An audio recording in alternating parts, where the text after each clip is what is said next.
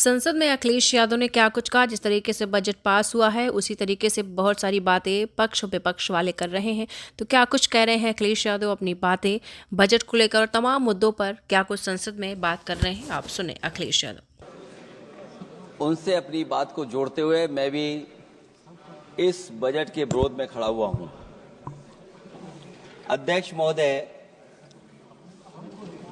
ये budget targeted budget है, ये बजट फोकस्ड है। ये टारगेटेड फोकस्ड उन लोगों के लिए है जो बहुत संपन्न हैं, बड़े लोग हैं, उद्योगपति हैं, उनके लिए ये बजट बना हुआ है। और जो बात कही जा रही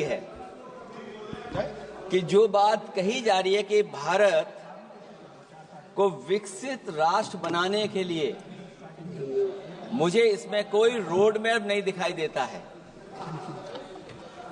और रोड मैप इसलिए नहीं दिखाई देता अध्यक्ष महोदय कि जैसे ही बजट आया, सभापति महोदय, जैसे ही बजट आया हम लोगों ने वो तस्वीरें देखी हैं। वो जो तस्वीरों में दिख रहा है, इधर हाथों में हथकड़ी और पैरों में बेड़ियां,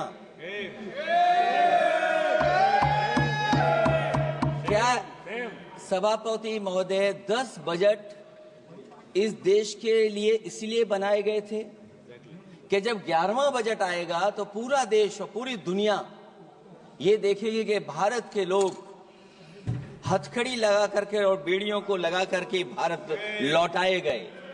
सभापति महोदय, मैं आपके माध्यम से ये बात कहना चाहता हूं कि अमेरिका जा रहे हैं तो पिछली बार हीरा लेकर के गए थे, इस बार सोने की जंजीर ले जाइएगा। जंजीर देखकर शायद उन्हें कोई और जंजीर याद आ जाए। और सभापति महोदय, हो सके तो कुछ बच्चे और महिलाओं को अपने साथ तो नहीं, किसी और जहाज में साथ लेते आएगा। वो जहाज भी तो भारत का ही होगा। इतना हक तो उनका बनता ही है कि कम से कम दूसरों की ठगी से शिकार कुछ लोग तो बाइज्जत देश लौट सकें। वैसे सवाल ये भी है कि आपके रहते ऐसी ठगी कैसे फल फूल रही है। और सभापति महोदय, इस ठगी से सबसे ज्यादा अगर प्रभावित कहीं के लोग हैं तो वो गुजरात के प्रभावित लोग हैं। क्या यही सभापति हमारे विकसित भारत की तस्वीर है? यादव जी, आप सीनियर मेंबर हैं। सभापति पार्लियामेंट्री वर्ड जो आप बोलते हैं थोड़ा सा सोच समझ कर बोलिएगा। ये ठगी वर्ड जो है थोड़ा सा इसको हटा दीजिएगा। सभापति महोदय, एक दूसरी तस्वीर में हम लोगों ने देखी, महाकुंभ जो 144 साल बाद एक झूठा प्रचार किया गया। 144 साल। सभापति महोदय, बोलने दीजिए। सभापति महोदय, कुछ पॉइंट रेज करा।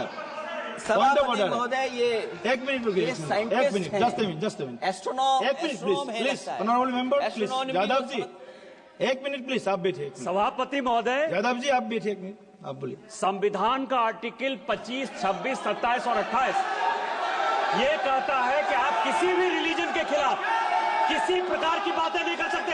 ये लोग एंटी हिंदू है, ठीक है, ये लोग एंटी हिंदू है, ठीक है, पूरे कांग्रेस के। I got the point, please. देख लेंगे इसको। I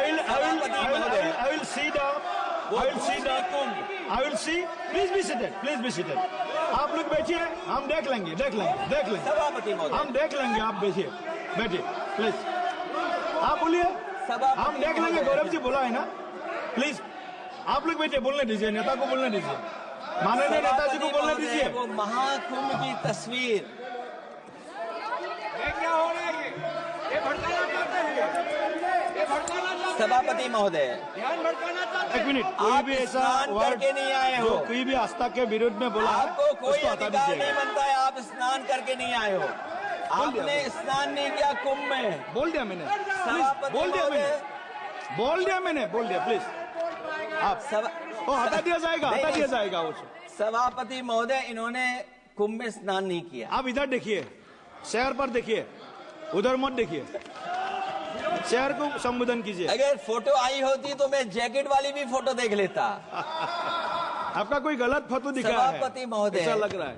विकसित भारत की जो दूसरी तस्वीर देखी जी, वो तस्वीर न केवल हम लोगों को दुख पहुंचाती है, बल्कि तमाम वो सनातन को स्वीकार करने वाले लोग, उनको दुख पहुंचाया होगा। सभापति महोदय, अगर लोग तकलीफ में रहे, परेशानी में रहे, और ये पहली बार हुआ होगा ऐसा कि लोग 300 किलोमीटर के जाम में फंस गए, न केवल एक मुख्यमंत्री सभापति महोदय, उन्हें 2-2 मुख्यमंत्रियों को लगाना पड़ा कि कैसे जाम रुक जाए।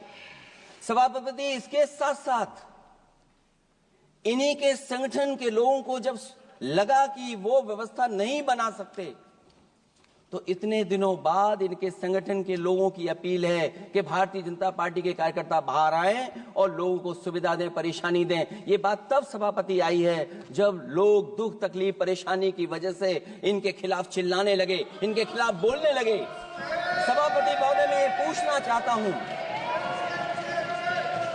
जिस स्नान के लिए प्रधानमंत्री गए हो, देश के राष्ट्रपति गए हो, उपराष्ट्रपति गए हो, मंत्री गए हो, क्या यही विकसित भारत की तस्वीर होगी जिसमें आप ट्रैफिक मैनेज नहीं कर पा रहे हैं? आप हर शहर में ये कहा गया कि कोई शहर से निकले नहीं, सब के सब वहीं पर रुक जाएं, आगे नहीं जा सकते, दर्शन नहीं कर सकते। अगर ये सच्चाई नहीं है सभापति महोदय, सब बॉर्डर सील हुए हैं, जितना भारत के लोग सब बॉर्डर सील हुए हैं, और फिर चांद पर पहुंचने का क्या फायदा जब जमीन की समस्याएं न दिखती हों आपको, जमीन की समस्याएं न दिखती हों। और सभापति महोदय, मैं सरकार से जानना चाहता हूं, वो ड्रोन कहां हैं? वो जो डिजिटल इंडिया की बात कही गई थी, वो कहां है?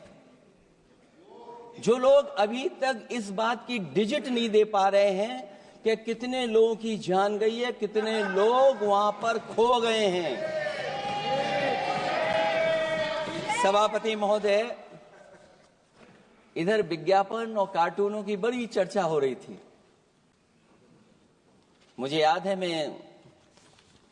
कि एक दिन मैंने अखबार देखा, अंग्रेजी अखबार, और मैं समझता हूं ये माननीय सदस्य जितने लोग रहे होंगे उन्होंने वो अखबार जरूर देखा होगा, न्यूज़पेपर, और उसके फ्रंट पेज पर एक विज्ञापन था, और उस विज्ञापन की जो तस्वीर थी उसमें एक जानवर, मुझे पहचान में नहीं आ रहा, वो शायद गधा रहा होगा, वो जेल के अंदर है। मेरा मन नहीं माना, मैंने उसी दिन सरकार को जगाने के लिए लिखा, और मैं आज सभापति महोदय सरकार के माध्यम से जानना चाहता हूं कि डिजिटल इंडिया करते करते साइबर क्राइम, साइबर लूट और डिजिटल अरेस्ट कितना बढ़ गया है। और जो विज्ञापन दिया था, इस जानकारी के बाद वो विज्ञापन दोबारा अखबार में नहीं आया। वो विज्ञापन की तस्वीर मैं नहीं दिखा सकता हूं, मैं समझता हूं माननीय मंत्री जी उस विज्ञापन को जानते होंगे और देखा होगा उन्होंने। जो विज्ञापन दिया, जनता का भारतीय रिजर्व बैंक से यह सवाल है कि वो अपने ऐसे विज्ञापनों में किसको चित्रित कर रहे हैं और क्यों, और वो कहां से आया है? क्या यह कोई प्रतीकात्मक चित्रण है? यदि हां, तो वो जानवर किसका प्रतीक है? क्या उस सिस्टम का जिसके कंधे पर स्वच्छ और सुरक्षित बैंकिंग की नैतिक जिम्मेदारी है, या उस मंत्रालय का जिसको सुरक्षित बैंकिंग का दायित्व निभाना चाहिए? अगर ये चित्रण जनता को दिखाना चाह रहा है कि ये बहुत ही अनैतिक भी है, जनता इसके लिए मानहानि का दावा भी कर सकती है। अगर आरबीआई यही दिखाना चाह रहा है, तो आप अपने खाता धारकों के प्रति बैंक का ऐसा नकारात्मक रवैया न केवल आपत्तिजनक है, बल्कि घोर निंदनीय भी है। आरबीआई ऐसे विज्ञापनों से नहीं बल्कि अपने सिस्टम को चुस्त दुरुस्त करके वह जनता में बैंकिंग साक्षरता और बैंकिंग सजगता जागरूकता अभियान चलाकर जनता को सचेत और सावधान करें। उसी के बाद मैं समझता हूं जब भी हम लोग मोबाइल खोलते हैं कोई ना कोई आवाज सुनाई देती है उसके अंदर। क्या सभापति महोदय डिजिटल अरेस्ट के माध्यम से लाखों लाख रुपया नहीं लूटा जा रहा है? आखिरकार उसके लिए जिम्मेदार कौन है? कौन जिम्मेदार है उसके लिए? जो बजट दिया है, जो बजट में बातें निकल करके आ रही हैं, बजट में पीडीए के उत्थान के लिए कुछ भी नहीं है सभापति महोदय। और जो लोग अपनी जीडीपी की न जाने कितनी कहानियां बताते थे, आज वो जीडीपी रेट क्यों कम होता चला जा रहा है? क्यों जीडीपी 6.4% के आसपास पहुंच गई है? न केवल जीडीपी बल्कि आज अगर हम 87 रुपए लेकर के ही $1 ले सकते हैं। कभी डॉलर को नीचे गिरने की कहानी कहीं किसी से जोड़ दी गई थी। आज सोचिए कितने रुपए हम इकट्ठे करते हैं तब जाकर के हमें $1 मिलता है। क्या सरकार के पास इसका कोई जवाब है? इस ग्रोथ रेट के कम होने का कारण जो सभापति महोदय मुझे समझ में आता है वो इन्वेस्टमेंट की कमी और कंजप्शन की कमी है। ये देश की आर्थिक विकास की स्थिति पर प्रश्न चिन्ह लगाता है। और यही नहीं सभापति महोदय, जो भेदभाव बढ़ता चला जा रहा है, जो खाई पैदा होती जा रही है, इन्हीं के आंकड़े बताते हैं कि खाई कितनी है। मुट्ठी भर लोगों के पास पूरे देश की संपदा पहुंच गई। जो ज्यादा लोग हैं वो गरीब हैं। उनके जीवन यापन के लिए 80 करोड़ लोगों को आपको राशन बांटना पड़ रहा है। क्या यही विकसित भारत की तस्वीर है? और फिर दुनिया में हम पर कैपिटा इनकम में कहां खड़े हैं? अगर हम केवल सरकार से सभापति महोदय आपके माध्यम से जानना चाहें कि जिन परिवारों को आप राशन दे रहे हैं उन परिवारों की पर कैपिटा इनकम क्या है? और अगर विकसित भारत की तस्वीर लेकर के ये सरकार चलना चाहती है तो कम से कम सरकार की सभापति महोदय जिम्मेदारी बनती है कि जो 80 करोड़ लोग राशन पा रहे हैं उनके आपकी पर कैपिटा इनकम क्या है? एक बहुत प्रिय काम सरकार का है, इतना प्रिय है कि उसका नाम बदल करके इज्जत घर कर दिया गया। मुझे याद है कि एक छत्तीसगढ़ में बुजुर्ग मां जिसने बकरी बेच करके अपना शौचालय बनाया था, और बकरी बेचने के बाद शौचालय जब बनाया तो देश के प्रधानमंत्री जी ने उनका सम्मान किया। आखिरकार सवाल यह है कि बकरी उसे क्यों बेचनी पड़ गई? इसका मतलब यह है कि आपकी जो बनाई हुई स्कीम है वो जमीन पर नहीं पहुंच रही है, उसके लिए पर्याप्त पैसा नहीं पहुंच पा रहा है। आखिरकार पैसा क्यों नहीं पहुंचा, ये तो सरकार की जिम्मेदारी है। और फिर सभापति महोदय, जो शौचालय बनाए हैं उनमें पानी किसी में नहीं पहुंचता। क्या यही विकसित भारत की तस्वीर बनेगी? वैसे तो सभापति महोदय हम लोग डबल इंजन बहुत सुनते थे, और अब इस बजट में 2 इंजन और बढ़ गए हैं। सभापति महोदय, ये 4 इंजन वाला है बजट। 4 इंजन। लगता तो ऐसा है कि ये एक के बाद एक इंजन खराब हो गया होगा, इसीलिए इन्हें 4 इंजन लगाने पड़े हैं। ये जनता को धोखा दे रहे हैं 4 इंजन की बात कर करके। क्योंकि जब उत्तर प्रदेश को देखते हैं तो वहां पर जो डबल इंजन की सरकार चल रही है वो डबल ब्लंडर कर रही है। उनके डबल ब्लंडर देखने को मिलने हमें। और अगर ये 4 इंजन की सरकार है, जो सबसे पहला इंजन है सभापति महोदय, वो हमारे किसान और कृषि का है। 10 साल गुजरने के बाद भी और इतने बजट आने के बाद भी आज तक किसानों की आय दोगुनी नहीं हुई। ये हमारे तमाम माननीय सदस्य समय समय पर अपने क्षेत्र की जो समस्या है फसल को लेकर के सवाल खड़ा करते हैं। कई किसान नेता आंदोलन कर रहे हैं, अभी भी आंदोलन चल रहा है। सभापति महोदय, इस सरकार के पास जो विकसित भारत का सपना दिखा रही है, अभी तक किसान की आय दोगुनी कैसे हो उसका कोई रोड मैप नहीं है इनके पास। अगर कोई रोड मैप रहा हो तो बता दें हमें। और फिर एमएसपी की कानूनी गारंटी, सभापति महोदय, हजारों किसानों की जान चली गई कि एमएसपी को कानूनी गारंटी मिले, लेकिन आज भी वो गारंटी नहीं मिल पा रही है। क्या यही हमारा विकसित भारत होगा जिसमें किसान को एमएसपी नहीं मिलेगी, उसकी कोई गारंटी नहीं है? जो किसान की आय दोगुनी का सपना ले रहे थे, उन्होंने स्वामीनाथन जी को भारत रत्न तो दे दिया, लेकिन उनके कही हुई बातों को अभी तक नहीं पहुंचा पा रहे हैं। जो फसलें दलहन तिलहन बढ़ावा देने के लिए जो मिशन की घोषणा की गई थी, वो क्या मिशन अभी पूरा हुआ है? क्योंकि अभी तक हम लोग तिलहन इंपोर्ट कर रहे हैं। दलहन तिलहन के बारे में पहले बजट से कहा जा रहा है, अध्यक्ष महोदय, आज भी हम लोगों को इंपोर्ट करना पड़ रहा है।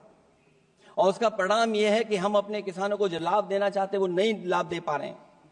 प्रधानमंत्री धन धान कृषि योजना 100 पिछड़े जिलों के लिए घोषित हुई है, लेकिन इसके लिए कोई बजट नहीं दिया गया है। फल और सब्जी का उत्पादन को बढ़ावा देने के लिए भविष्य में योजना बनाई जाएगी।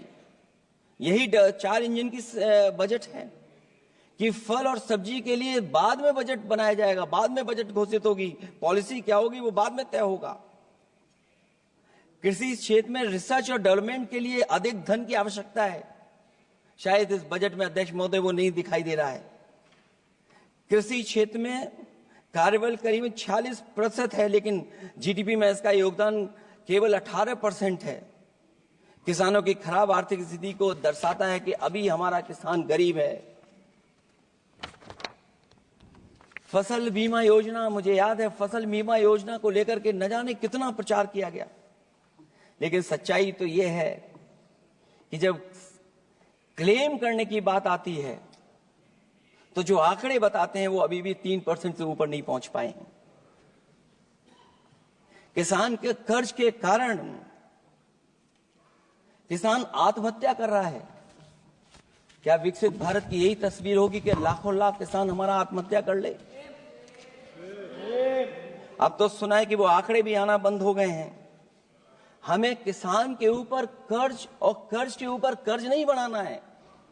जिस तरीके से आप बड़े बड़े उद्योगपतियों का ध्यान रखते हैं कि उनका समय समय पर कर्ज माफ करते हैं, मुझे पूरा भरोसा है कि हमारे देश के किसानों का भी कर्ज माफ होना चाहिए, उनको कर्ज से मुक्ति दिलाना चाहिए। अगर क्लाइमेट चेंज की बात होगी तो सबसे पहले असर अगर किसी पे पड़ेगा तो सबसे पहले प्रभावित अगर कोई होगा तो हमारा किसान प्रभावित होगा।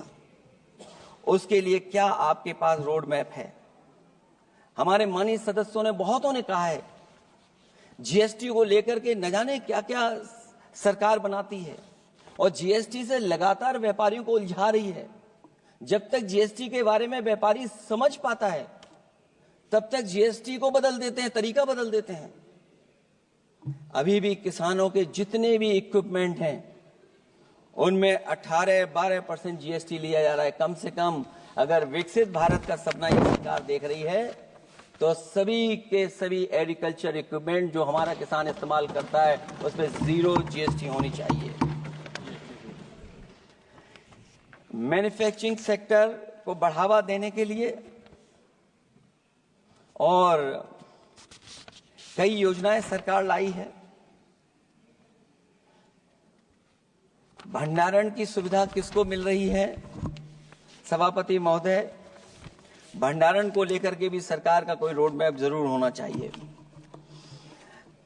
ये कैसी अर्थव्यवस्था है अध्यक्ष महोदय जहां पर अर्थव्यवस्था को तो हम 3रे नंबर पे पहुंचा रहे हैं, लेकिन नौकरी और रोजगार उसके पास नहीं है। ग्रोथ है, ग्रोथ बताना चाहते हैं, लेकिन रोजगार और नौकरी नहीं है। जो इनके मैन्युफैक्चरिंग के तमाम मिशन थे, नेशनल मैन्युफैक्चरिंग मिशन, जब तक इन्वेस्टमेंट का वातावरण नहीं सुधरेगा तब तक इन्वेस्टमेंट नहीं हो सकता, हमारा नेशनल मैन्युफैक्चरिंग मिशन आगे नहीं बढ़ सकता। दूसरा इंजन इन्होंने बताया एमएसएमई, और एमएसएमई को लेकर के बहुत चिंता व्यक्त की। बजट भाषण में एमएसएमई सेक्टर को विकास का द्वितीय इंजन बताया गया, जो सही है, परंतु एमएसएमई के विकास के लिए बजट में कोई विशेष व्यवस्था नहीं की गई है। भारत में एमएसएमई के क्षेत्र में 11 करोड़ लोगों को रोजगार प्रदान 11 करोड़ लोगों को रोजगार प्रदान करता है, और इसमें सबसे ज्यादा रोजगार मिलता है जो कि हमारी मैक्रो यूनिट्स हैं, उनके लिए कोई योजना नहीं है।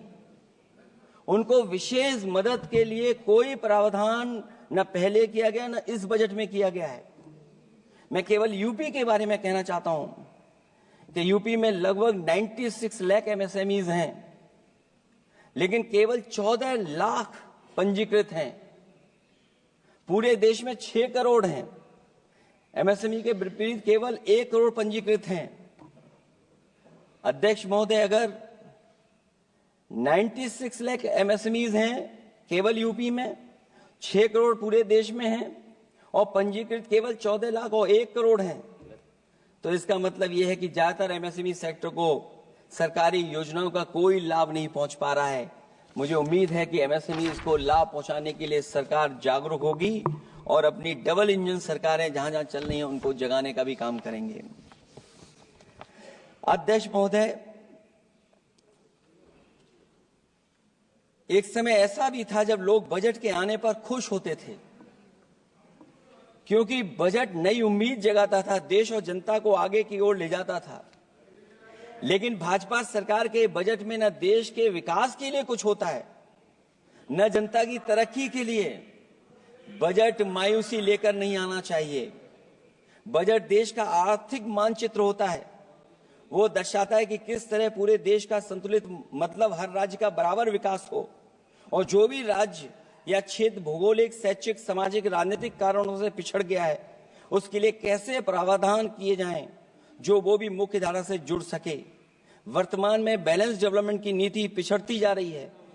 मैंने कई मौकों पर कहा है और आज फिर दोहरा रहा हूं कि अध्यक्ष महोदय, सच्चा विकास वही होता है जो भेदभाव मिटाता है। अच्छा बजट किसी देश को हर दिशा में विकास का रास्ता तैयार करता है। इन्हीं अर्थों में बजट लोकतांत्रिक होता है, जो समाज के हर वर्ग के लिए लाभकारी होता है। ये सबसे आखिरी व्यक्ति को ताकत देकर के उसे आर्थिक मुख्य धारा से जोड़ता है। ये बजट होता है। और मैं तो कहूंगा अध्यक्ष महोदय, मिट जाए अमीरी गरीबी के बीच की वो सब खाई जिसमें भेदभाव और गैर बराबरी की जड़ें जमाई। बजट के अंदर उसके लिए हमेशा एक दिल धड़कना चाहिए, जो आज भी भूख के सूचकांक के आंकड़े बनाकर देश के दिखावटी विकास के सच का भंडाफोड़ कर रही है। भूख मिटे, महंगाई घटे, यही बजट का सबसे बड़ा नारा होना चाहिए। निर्बल को सबल बनाना, निराशा को आशा में बदलना ही बजट का मानवीय पहलू होना चाहिए। बजट का सबसे बड़ा सिद्धांत कमजोर के प्रति हमदर्दी होना चाहिए। बजट बनाने की सोच किसी या कुछ लोगों को लाभ पहुंचाने की नहीं होनी चाहिए, बल्कि इंसानियत के नजरिए की उसी बुनियाद होनी चाहिए। यदि बजट के आने से निर्बल सबल बनता है तो समझो बजट अपने उद्देश्यों से सफल हुआ है, नहीं तो उसे असफल ही माना जाना चाहिए। अध्यक्ष महोदय, रोटी की भूख किसानों को विश्वास में लेकर ही मिटाई जा सकती है। और मैंने पहले भी कहा, फिर दोहराता हूं उन बातों को। किसान को फसल का सही दाम दिलवाना और उसे बीज, खाद, पानी का इंतजाम करना, आवारा पशुओं से उनकी फसलों को बचाना। और ये आवारा पशुओं को अध्यक्ष महोदय मैं इसलिए कहना चाहता हूं, उत्तर प्रदेश के चुनाव में देश के प्रधानमंत्री जी आए थे, उन्होंने कहा था कि मैंने एक रोड मैप बनाया है और 2 हफ्ते मुझे लगेंगे, सरकार बनवा दीजिए, एक भी जानवर सड़क पर नहीं दिखाई देगा और किसान की जान नहीं जाएगी और न खेतों की बर्बादी होगी। लेकिन अध्यक्ष महोदय, मैं उत्तर प्रदेश के माननीय सदस्य चाहे इधर के हों उधर के हों, वो जानते होंगे कि इस तकलीफ और परेशानी से अभी भी किसान उभर नहीं पाया है और आज भी खेतों को उसे चार दीवारी या तारों से जोड़ करके चलना पड़ रहा है। फसलों को बचाना सरकार की प्राथमिकता होनी चाहिए। इस मामले में जुमलेबाजी और झूठे वादे अच्छे नहीं। आंकड़े बताते हैं कि देश में बहुत सारे ऐसे कारोबार हो रहे हैं जो कारोबार बढ़ते चले जा रहे हैं। कई उद्योगपति कई गुना कारोबार से लाभ उठा रहे हैं। कई विदेशी कंपनियां इस धंधे में अरबों कमा रही हैं, लेकिन आलू का किसान इस लाभ से वंचित है। जहां अध्यक्ष महोदय, बिहार के लिए मुनक्का को लेकर के अगर वोट बढ़ाए, मैं उसका स्वागत करता हूं। मखाने को लेकर के एक कदम आगे चला गया, मैं दूसरे स्टेट में पहुंच गया अध्यक्ष महोदय। लेकिन मखाने का जो बोर्ड बनाए, लेकिन हमारे साथियों मखाने का ध्यान रखना। जिस तरीके से पॉपकॉर्न का मीठे और नमकीन में जीएसटी में हेरफेर हो गया है, कहीं आपके मखाने में भी मीठे का जीएसटी अलग हो, नमकीन का अलग हो, गुड़ वाले का अलग हो मखाने में। हाँ, कहीं वैसा ही ना करेंगे। आज किसान का आंदोलित होना सरकार की विफलता का सबसे बड़ा उदाहरण है। सरकार और किसान के बीच भरोसे के बिना भूख नहीं मिटाई जा सकती है। समय पर बीज खाद को मिलना, कृषि ऋणों को माफ होना, एमएसपी दिलवाना सरकार का दायित्व है। वो इससे बच नहीं सकती। किसानों के हिस्से में काले कानून नहीं, सतरंगी भविष्य आना चाहिए और ये सरकार काले कानून ला करके हमारे किसानों को अपमानित करना चाहती है। वहीं अध्यक्ष महोदय, हमारे मानव संसाधन के लिए स्वास्थ्य एक बड़ी चुनौती है। चिकित्सा स्वास्थ्य में सुधार होना बेहद जरूरी है। आज के समय की सबसे बड़ी जरूरत है कि हर शरीर को पोषक आहार मिल सके, कार्य की दशाएं अच्छी हों, वर्क लाइफ बैलेंस सही हो, जिससे मानसिक रूप से भी लोग स्वस्थ रहें। इसके अलावा पर्यावरण को भी अब स्वास्थ्य के बड़े कारक के रूप में लेना होगा। एनवायरनमेंट को हेल्थ फैक्टर के रूप में देखना होगा। हर तरह के प्रदूषण को रोकना होगा, हरियाली बढ़ानी होगी। साथ ही एक बात और अहम है, और वह है हर तरफ नकारात्मकता, नफरत का प्रचार। इससे इंसान के अंदर नेगेटिविटी आती है, आपस का विश्वास और सौहार्द टूटता है। इसके परिणाम स्वरूप इमोशनल सपोर्ट सिस्टम फेल होने लगता है। फेक न्यूज लोगों को मानसिक रूप से धीरे धीरे बीमार बना रही है। इसे हर हाल में रोकना होगा। और अध्यक्ष महोदय, इसमें विपक्ष से ज्यादा सरकार की जिम्मेदारी है, क्योंकि कई मौकों पर हम लोग देखते हैं कि सरकार जितना अपने आप का प्रचार करना चाहती है, उससे ज्यादा दूसरों को कैसे बदनाम किया जाए उसके लिए प्रचार करती है। ये शायद सरकार की जिम्मेदारी बड़ी बनती है। इससे देश के मानव संसाधन में जो जानबूझ करके आपसी अविश्वास बढ़ाया जा रहा है और समाज में सौहार्द को भी जानबूझ करके घटाया जा रहा है, जिससे कुछ लोग अपनी सियासी रोटियां सेक सकें, इसके लिए सख्त कानून लाना चाहिए। अध्यक्ष महोदय, एक तरफ सरकार लोगों को सही इलाज नहीं दे पा रही है, दूसरे जीवन और स्वास्थ्य बीमा पर भी टैक्स लग रहा है। सरकार मुनाफा कमाने के लिए नहीं बनती है, बल्कि जनता के कल्याण के लिए बनती है। ये बात कुछ लोगों को याद रखनी चाहिए। अगर आप अध्यक्ष महोदय, अगर काम है भी तो सही दाम नहीं मिल रहा है, ये बात अगर एक पढ़े लिखे युवा के लिए सही है, तो एक मजदूर के लिए भी दिन भर कमर तोड़ मेहनत तो करता है, लेकिन उतना पैसा मजदूरी में नहीं पाता है कि अपनों का अपना पेट भर सके। आज जबकि देश की अधिकांश आबादी युवा है, ऊर्जा से भरी हुई है, कुछ करना चाहती है, ऐसे में सरकार को सिर्फ ये करना है कि वो देश के कारोबारी वातावरण और व्यावसायिक व्यवस्था का निर्माण करे, लोगों के टैलेंट को पहचाने, उसकी सच में स्किल मैपिंग करे, जिससे युवा को प्रतिभाओं के अनुसार उसको काम रोजगार मिल सके, जिससे युवाओं को देश के निर्माण में अपना योगदान करने का मौका मिले। अध्यक्ष महोदय, जब से ये सरकार बनी है, महंगाई बढ़ती चली जा रही है। महंगाई कहां पहुंच गई है सरकार को बेहतर पता है, आकलन है उनको। इसलिए अध्यक्ष महोदय, महंगाई एक ऐसी समस्या बनकर उभरी है जिसने हर कौर को भारी बना दिया है। जिस तरह सत्ता में बैठे हुए लोग राजनीतिक चंदे के नाम पर कंपनियों से उगाही कर रहे हैं, दरअसल वो भी दामों के बढ़ने का एक बहुत बड़ा कारण है। सरकार ने मुनाफाखोरी की लगाम खोल दी है और मुनाफाखोरों को छुट्टा बैल हो गए हैं। आजाद भारत के इतिहास में भी नोटबंदी और जीएसटी दो सबसे बड़े आर्थिक सुधार हैं, सुधार नहीं बल्कि सबसे बड़े आर्थिक विकार बनकर के उभरे हैं।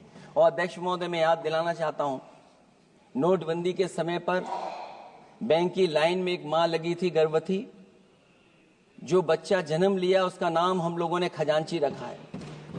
अब वो काफी बड़ा हो गया है, साइकिल भी चला लेता है। अध्यक्ष महोदय, मैं कहूंगा सरकार से कम उसको ही गोद ले लें आप। अध्यक्ष महोदय, मैं चाहूंगा कि आप उसको गोद ले लीजिए। नाम जब आप गोद ले लेंगे तो नाम भी आप अपने हिसाब से रख पाएंगे। किसी भी आर्थिक सुधार का लक्ष्य होता है कि आर्थिक गतिविधियां सुचारू रूप से चल सकें और आसान होंगे, जिससे अर्थव्यवस्था दिन दूनी रात चौगुनी तरक्की करे। लेकिन इन सुधारों के आने के बाद से अर्थव्यवस्था की गति कछुआ की चाल जैसी हो गई है, जिसकी प्रमाण है कंपनियों की ग्रोथ का काम होना, उनकी बिक्री का घट जाना, यहां तक कि फास्ट मूविंग कंज्यूमर गुड्स भी 2% से ज्यादा आगे नहीं बढ़ पा रहा है। इसका सीधा मतलब यह है कि लोगों के पास पैसों की किल्लत हो गई है और वो रोजमर्रा की जरूरत तक खर्च नहीं करना चाहते हैं। ऐसे में उनकी बचत कहां से होगी, और जब बचत नहीं होगी तो लोग क्या तो खाएंगे और क्या बाजार में लगाएंगे।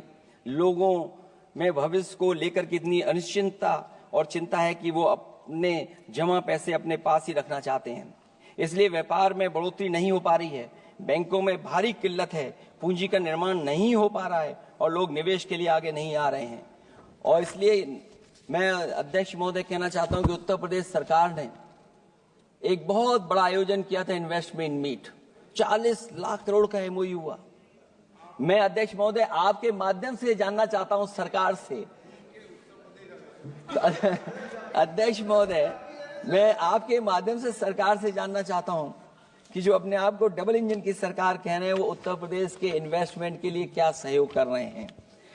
ये दुर्भाग्यपूर्ण है कि आत्मनिर्भरता की बात करते हुए भी हमारा शेयर बाजार विदेशी निवेशकों पर निर्भर करने लगा है। जब वो पैसे लगा देते हैं तो शेयर बाजार में उछाल आ जाता है, नहीं तो उसे धड़ाम होते देर नहीं लगती है और एक एक दिन में हमारे निवेशकों का लाखों करोड़ों का नुकसान हो जाता है। इसका एक बड़ा शिकार हमारी युवा पीढ़ी भी हो रही है, जो देखा देखी में पैसे तो लगा देती है लेकिन शेयर की खरीद फरोख्त से पैसा कमाने वाले बिचौलियों की गहरी चाल को समझ नहीं पाती है। ये खेल बंद होना चाहिए और जिम्मेदारी सरकार की बनती है कि खेल ये बंद हो। सेबी को अपना काम निष्पक्ष करना चाहिए और अर्थव्यवस्था की निगरानी व्यवस्था सच्ची नीयत के साथ सजग और सचेत होनी चाहिए। इनसिक्योरिटी सिक्योरिटी मार्केट से बाहर होनी चाहिए। अध्यक्ष महोदय, आज जिस तरह विदेशी निवेशक धीरे धीरे भारतीय बाजार से अपना पैसा बाहर निकाल रहे हैं, वो दर्शाता है कि हमारी अर्थव्यवस्था से अब उनका भरोसा उठ गया है। उन्हें दूसरे देशों से अधिक लाभ कमाने की उम्मीद है, इसलिए वो अपना पैसा यहां से निकालकर दूसरे देशों में लगा रहे हैं और हमारा शेयर मार्केट उनकी वजह से हिचकोले खा रहा है। अध्यक्ष महोदय, मैं अपने बात को ज्यादा बड़ा लिख दिया क्योंकि अध्यक्ष महोदय बजट 4 इंजन का था, इसलिए बड़ा लिख करके लाए।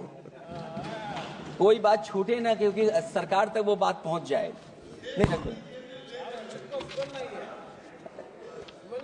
क्योंकि अध्यक्ष महोदय, अगर 11वां बजट हो 4 इंजन लगाने पड़े तो कहां विकसित भारत बन रहा है। जीएसटी को भ्रष्टाचार से मुक्त करना होगा, व्यापारियों के प्रति विश्वास जताना होगा। यदि टैक्स की व्यवस्था और दर सही होगी तो सब आसानी से टैक्स भर देंगे। हाई टैक्स रेट दरअसल भ्रष्टाचार को बढ़ावा देती है, इससे राजस्व की हानि होती है। सच में लोग काम कारोबार करना चाहते हैं, कर की चोरी नहीं करना चाहते हैं। इसलिए टैक्स की रेट को तार्किक बनाना और टैक्स सिस्टम को इजी करने की से ही अर्थव्यवस्था में गति आएगी। निवेश के लिए दुनिया वापस हमारे देश की ओर देखेगी। मैं अध्यक्ष महोदय, अर्थव्यवस्था के संबंध में एक गंभीर मुद्दा मैं बताना चाहता हूं। एक बहुत गंभीर मामला है पलायन का। पलायन के मामले में एक बहुत बड़ा विरोधाभास हमारी अर्थव्यवस्था के लिए चुनौती बन रहा है। एक तरफ वो सबसे अमीर वो लोग जो अपनी पूंजी का निवेश करते हैं और दूसरी तरफ सबसे गरीब वो लोग हैं जिनके पास अपने श्रम निवेश करने के अलावा कोई दूसरा रास्ता नहीं है। ऐसे हजारों अरबपति बाहर के देशों में ज्यादा उम्मीद देखते हुए अपनी पूंजी लेकर देश छोड़कर जा रहे हैं। वहीं दूसरी तरफ जो सबसे गरीब लोग हैं वो राज्यों के असंतुलित विकास की वजह से अपने राज्यों से पलायन कर रहे हैं। ऐसे इस महा समस्या का सबसे बड़ा शिकार हमारा उत्तर प्रदेश है, जहां नौकरी और अवसरों की भारी कमी है, जहां विकास टीवी अखबारों होर्डिंग में तो दिखता है लेकिन जमीन पर नहीं। जब पूंजी और श्रम के निवेश के लिए आंतरिक वातावरण बनेगा तभी सच्चा विकास होगा, बजट अपने उद्देश्यों को प्राप्त करेगा, अर्थव्यवस्था लाभ के लोभ से मुक्ति होगी और बजट एक लोकतांत्रिक देश के जन कल्याण की सही दिशा में आगे बढ़ेगा। अध्यक्ष महोदय, बजट विकास में तेजी लाने का इसका मतलब यह है कि पिछले 11 सालों के भाजपा ने विकास के लिए कछुए की चाल चली है। जब उन्होंने समावेशी विकास सुनिश्चित करने के लिए संकल्प लिया तो ये बात खुली की हुआ है। मतलब कुछ लोग वहताशा आगे बढ़ गए हैं और बाकी नीचे की ओर जा रहे हैं। निजी क्षेत्र के निवेश में को नई जान डालने की बात करने का अर्थ ये निकलता है कि भाजपा राज में निजी क्षेत्र बेजान हो गया है। नोटबंदी और जीएसटी के लिए सुधार नहीं विकास साबित हुआ। अध्यक्ष महोदय, परिवारों के मनोभाव में उल्लास भरने की बात करने वो स्वीकार कर रही हैं, लोगों को मुस्कुराना बंद कर दिया है। अच्छे दिन न इनके राज में आए हैं और न आएंगे आने वाले समय में भी। भारत के बढ़ते मध्यम मार्ग को खर्च करने की शक्ति को बढ़ाने की बात तो मतलब है कि मध्यम वर्ग के हाथ खाली हैं। आज आप आयकर की बात कर रहे हैं। हम लोगों ने बहुत पहले इस बात की मांग की थी, इसलिए कि 12 लाख के कम से कम उनको कर से। वित्त मंत्री जी ने कहा कि हम सब मिलकर के अधिक संपन्नता लाने और विश्व में अपना स्थान बनाने और अपने राष्ट्र की अनंत क्षमता को बढ़ाने के लिए अपनी यात्रा कर रहे हैं। तो उनकी असली मतलब ये था कि वो बस चल रहे हैं। ये यात्रा निरर्थक है। अगर 11 साल बाद भी मंजिल का अता पता नहीं है तो ये यात्रा कौन सी है। अध्यक्ष महोदय, जब आपने कहा कि हमारे सामने प्रतिकूल भू राजनीतिक परिस्थितियां हैं तो अध्यक्ष महोदय ये बताए सरकार कि आपने उन्हीं प्रतिकूलों को क्यों होने दिया, प्रतिकूल परिस्थितियों को क्यों बनने दिया, हमारे संबंध पड़ोसियों से क्यों खराब हुए, हमारी सीमाएं क्यों असुरक्षित हुई, हम क्यों अपनी बात अंतर्राष्ट्रीय पटल पर रखने में कामयाब नहीं हुए हैं। जब आपने कहा कि हमारी अर्थव्यवस्था सभी प्रमुख वैश्विक अर्थव्यवस्थाओं के बीच सबसे तेजी से बढ़ने वाली अर्थव्यवस्था है, तो आप ये क्यों भूल गए कि हमारा रुपया उनके शासनकाल में सबसे निचले स्तर पर पहुंच गया है। सबका विकास का आपका नारा सबका विनाश में कैसे बदल गया है, क्योंकि जब रुपया नीचे जाएगा तो विनाश का ही रास्ता खोलेगा। बड़े से लेकर छोटे उद्योग धंधे दुकानदारी सब चौपट क्यों हो गए हैं।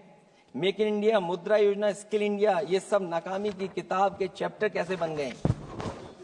वहां सवाल ये कि कैसे व्यापार कारोबार केवल कुछ लोगों के हाथ में ही सिमट गया और बाकी सबका काम धाम क्यों मिट गया।